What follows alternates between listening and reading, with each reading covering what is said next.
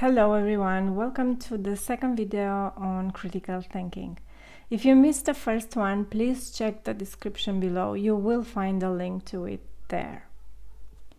So, as I was saying in the first video, a critical thinker approaches problems and complicated situations aware of his own thoughts, beliefs, and perspectives. Then he or she can direct those thoughts, beliefs, and perspectives to be more rational and more accurate. A critical thinking is willing to explore, to question, and to search out answers and solutions. These skills mean greater success in school, at work, and are the basis of better decisions and problem solving at home too.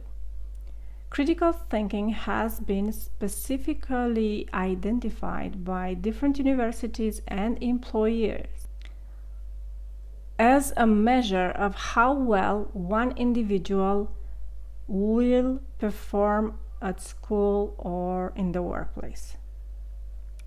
In fact, you can be sure that when you apply for college or you interview for a job, your critical thinking will be tested. Critical thinking involves both problem solving and reasoning. But exactly what are some of these critical thinking skills?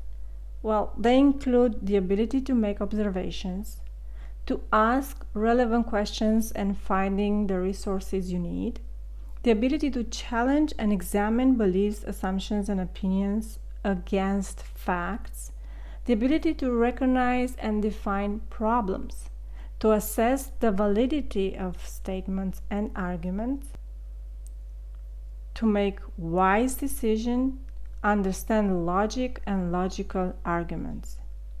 You might already be competent in some of these areas. Or maybe you never questioned the quality and accuracy of your own thinking. You may feel you need to learn or improve on some, or even on most of these skills. But don't you worry, you can definitely do something about it. You can definitely improve them.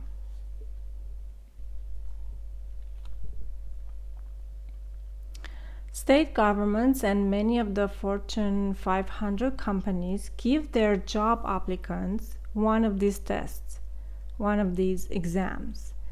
The California Critical Thinking Test, or CCTST, or the Cornell Critical Thinking Test. All versions of the California Critical Thinking Skills Test return scores on these scales: analysis, evaluation, inference, deduction, induction, and overall reasoning skills. Please let me know in the comments if you are interested to know more about these tests and the scales that are measured in more detail, and I will make a video about it. We all have to deal with problems every day. Some problems are quite simple to solve, such as running out of milk. The solution in this case is pretty straightforward. Go buy some more milk. Other problems are more complicated, or even complex, and they demand more of your time and thought. What is a problem at the end of the day? A problem is a question or a situation that calls for a solution. That means when you are faced with a problem, you must make decisions and take actions that will solve that problem. Problems that occur in the form of a question are typically those that do not have a straightforward answer. They are known more as situational problems, and they require you to think critically and make decisions about the best course of action. So the first step in such a problem, in a situational problem, is to recognize the problem itself. That is, establishing if you really have a problem. Do we even have a problem here? Is the first question to ask ourselves. How do we do that?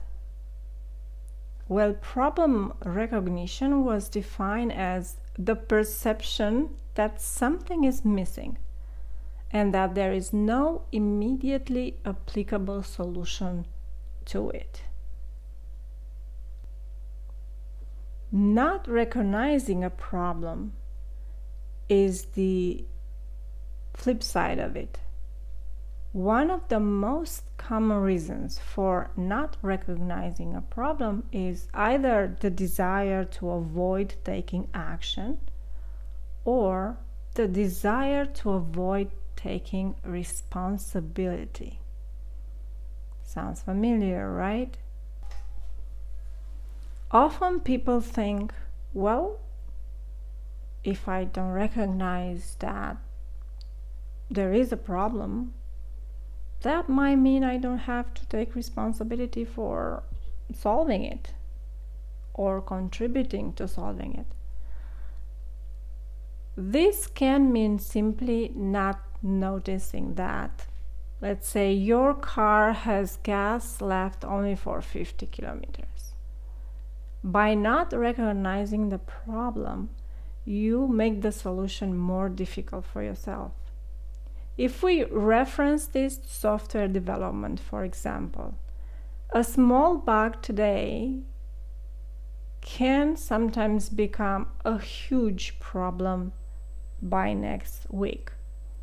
The initial issue could grow larger and more complex with time, or by waiting, you could create multiple problems that need solutions. In other words, the failure to recognize a problem almost always creates more work for you. Does not matter if it's intentional or not. It has consequences either way. People keep thinking about an issue when they perceive that something needs to be done to improve the situation. That is, when they perceive that there is a problem, when they recognize there is a problem to solve. Let's see an example from the dating world.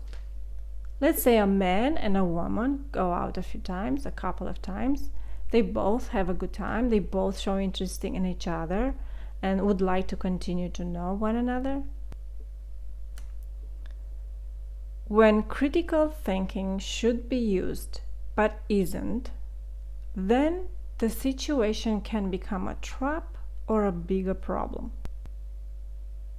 So I have in mind a very specific situation that a friend of mine told me about.